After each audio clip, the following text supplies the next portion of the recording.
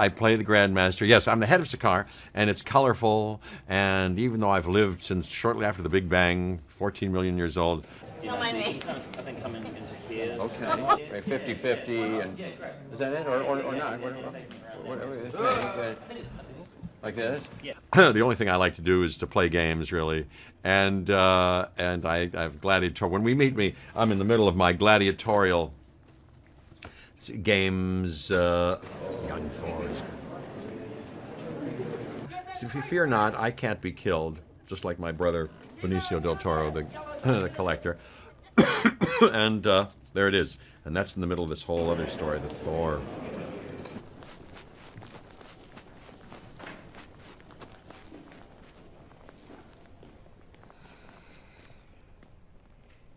Two, one, go!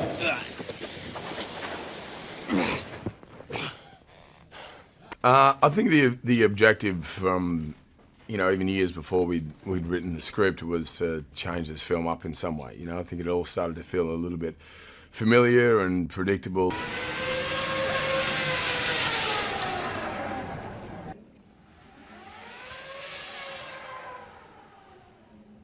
Like when you come along here, not high, but sort of like low, Yeah. and then you just go sort of Damn, okay, cool.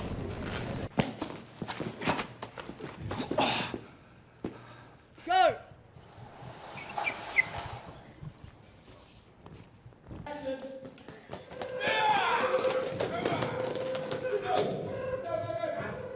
He agreed and, was incredibly receptive. And then we had Taika come on board who had the same attitude. And so, yeah, it was about changing the aesthetic look, the hair, the hammer, the costume, everything, the world.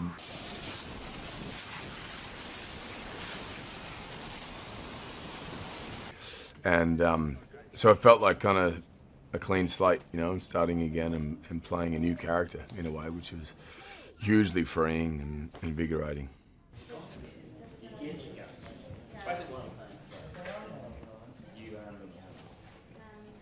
I think there's a vulnerability to him, and then accessibility to him that wasn't there prior. I think the first time I played the character was about making him, playing a god.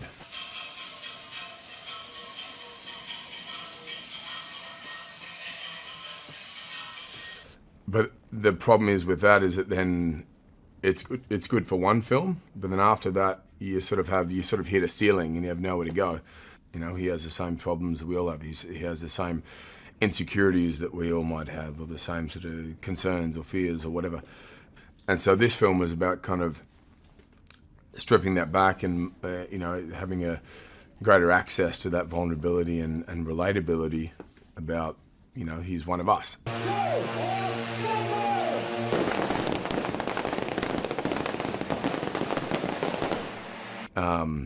And then so we sort of did away with any exterior sort of confidence, and he was almost on the back foot a lot of the time, which is a lot more fun to play. My vision originally was just make Thor the coolest character and make him the most entertaining character, otherwise don't call the film Thor. And we wanted, and Chris had already said this to everyone as well, he's like, I want to do something where I'm not doing the same thing, I'm not treading water again and again, I want to change the character up and make him more fun and have an adventure. And so and Marvel are very responsive to when people want to do that stuff. So I went in and my vision was just that, make it fun and colourful, and look, that poster, it's like, it's got to be like that. It's got to be like the comic books that I grew up with, where it was like splash pages and Kirby art and it's fun and like vibrant and,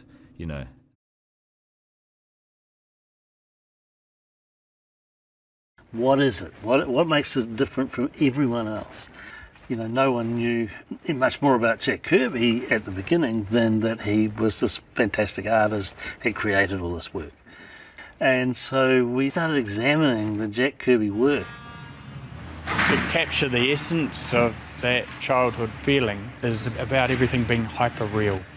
Because of the breadth of design information that we're generating and the amount of storytelling that requires every detail to be analysed and kind of brought into the world that we're creating, we've established another level of the design department, which is my role. Everyone who's ever seen a Marvel comic knows this world, you know, and so how do we then turn this into a real world that we can shoot? So, so you know, there's a whole lot of things that we use it as an influence for our spaceships, for our weapons, for our costume, for our world. Our world of Sakaar is loosely based and certainly influenced by Jack Kirby's work. With production designers' help, with Dan and our concept artists, I help translate the director's vision into something that's more practical for the art department to build, and we guide the visual production of the film. So over here, there's the model we're working up for Sakaar. This is the gladiatorial arena, and the size of it in relation to the rest of the town shows you the importance of gladiators in this world. This model just allows us to explain to everybody what Sakaar is, the levels that it exists on, the sort of basic size of it. We have concept work that pretty much established the whole of this world. Now we're taking it into modelling, we're taking it into set build. It's not just about building something, it's actually about the interaction between the script and the physical set. What happens in that set determines how it's built and whether it's going to work properly. Whether there's stunt work on it or action, then we decide we'll go to this material because that'll take the stunt side of it. There's a lot of elements there that have to go together and not fall apart. So particularly when you've got large numbers of shooting crew that walk across all this and you know, because they have to work on there as well. So everything has to be worked out structurally. So right behind me at the moment is the new construction we're doing. We've already shot in these streets, we've repainted them, and behind me is the new construction for the main road up to the Grand Master's Palace. We've repainted all of these streets. You can see some of the undercolour, some of the old colour coming through in the slots, in the sort of Jack Kirby design elements. So we sort of keep referring, you know, every time anyone doesn't understand what we're building, I say just refer to Jack Kirby, you know, it's all there. And sure enough, we go in and we use that influence with our, you know, with our wall textures, our colouring, our shapes. It's very comic book, it's very in your face, it's very primary colour. We wanted to make sure that the city looked like it was made from recycled metal, and then how would that age? So we did a lot of different, research into how different metals age under different atmospheric pressure, and it was interesting. So we did a lot of sampling, a lot of camera testing for colours. In the end, we made everything look very corroded and had this real leaching coming out of all of the bright colours. So it dulled down the colour where we needed it to, and also just helped create the overall look and the atmosphere. What's the surface? What are the actors going to be seeing? What's the director actually going to be shooting? And that's our bit. So our part is still very important, that, you know, if an actor's leaning up against it, or if it's in the shot behind them, it needs to feel very real, and we actually dictate the rest of the look. Well, the process with the throne, because that set in particular, it was a blue screen set. So basically, what we build is a portion in mind that it's going to be a grander thing, and we will usually get a concept with that grander picture already roughly drawn out or rendered. The throne room had a few different elements. The main focus was the throne itself, which was all completely sculpted, and then on top of that we came over with gold powder in a clear medium. And then on top of that, we then added more depth with different glazes, some warmer, some cooler, depending on what detail we wanted to pull out. And then finally, in terms of the throne, with the gold, we then buffed it all with gold paste and wax to really highlight the beautiful detail that was in and around the throne. The floor itself was ply that was textured. And then on top of that, we put 4 different base colours, 5 different glazes, and then we aged on top of that to pull the whole thing together and give it a really nice cinematic feel, because it's important to not only go through the process but then see how it's going to look through camera and what they're going to see. Yeah, the Hulk bed was interesting. It was I worked a fair bit with Ra on that one. Basically, he wanted it to look like an upside-down weasel skull with the bottom jaw sticking up as the headrest and the eye sockets to the ground. Basically, the story Ra and I were sort of coming up with, that bed was once one of Hulk's conquests as a gladiator on Sakaar, and he's just made it into a bed. It sat inside Hulk's bedroom, which was very bright as well. It was a strong red and white. Again, a bold choice, but it was important for that to be the look of Sakaar. It was meant to be very striking, and it certainly was. So, and the Hulk bed itself was a completely sculpted item again. We finished that off with a bit of a bony sort of look, a little bit more realistic.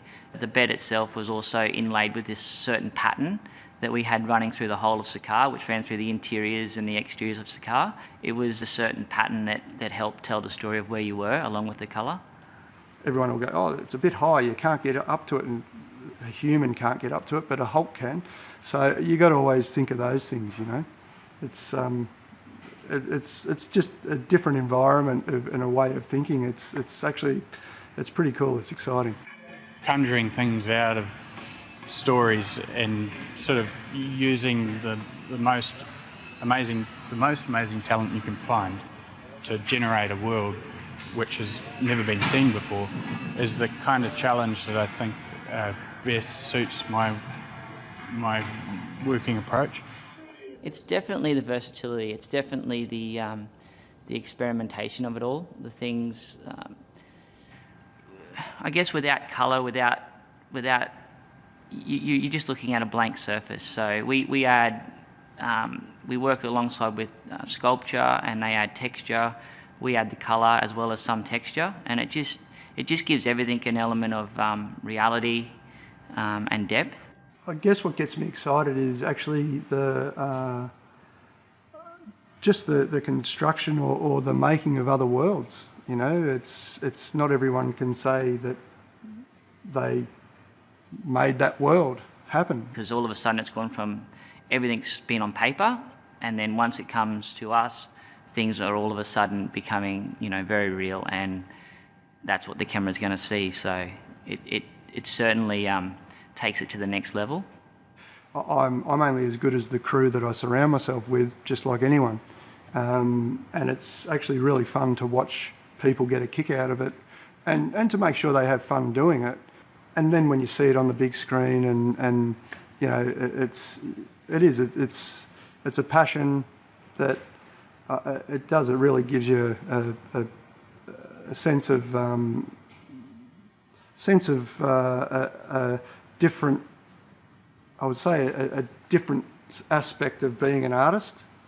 As a child, I was always reading comics. Eventually, I was reading books and visualising. So I think, you know, visualising is something that everyone does, and then taking that a step further into actually making the things that you're visualising, you know, starting with models. And so in this case, to design a world, to find a world, the world is very much in the scriptwriter's head. You get a script, you read that, oh yeah. You've got a director who's taken this job on because he's visualising this world, and then using influences to tighten all that up. We start to get a crew, you know, and we start to get concept artists, and their vision takes it into another place, you know, and then we get set designers and their vision brings it into another place. And everyone, you know, we'll end up with sort of 300 or 400 people in our art department, construction department, who'll all bring something to this party. So my job really is sort of finding the initial place we're going, and then letting everyone bring something to it that stay on track, you know. But it gets great and big and wacky and wonderful, and everyone gives something, and we end up shooting a film in it, you know.